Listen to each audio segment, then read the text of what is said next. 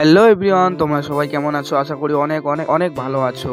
আজকে তো আমার ঘুম থেকে উঠে অনেক লেট হয়ে গিয়েছে, প্রায় সকাল 10টার মতো বাজে। যাই হোক, তারপর আমি চলে আসলাম মাচায়। এখানে এসে বেশ কিছুক্ষণ গল্প সল্প করার পরে আমি এখন কাকুর বাইকে করে যাচ্ছি গোডাউন মোড়ের দিকে, কারণ ওইখানে আমার কিছু কাজ আছে। চলে আসলাম গোডাউন মোড়ের এইখানে, এসেই একটা দাদার দোকানে চলে আসলাম। এইখানে কিছুক্ষণ বসে গল্প করলাম, করার পরে দাদার কাছ থেকে স্কুটি চাবিটা নিয়ে নিলাম। আমি স্কুটিটা এইদিকে রাখা আছে। আমি স্কুটিটা নিয়ে বেরিয়ে পড়লাম বাজারে যাওয়ার জন্য।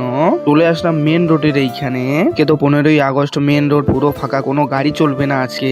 যাই হোক, তারপর চলে আসলাম আমি একটা মিষ্টির দোকানের এইখানে, কারণ আমার বাড়িতে আজকে কিছু আত্মীয় আসবে, তাদেরকে আপ্যায়ন করার জন্য আমি মিষ্টি নিয়ে যাব।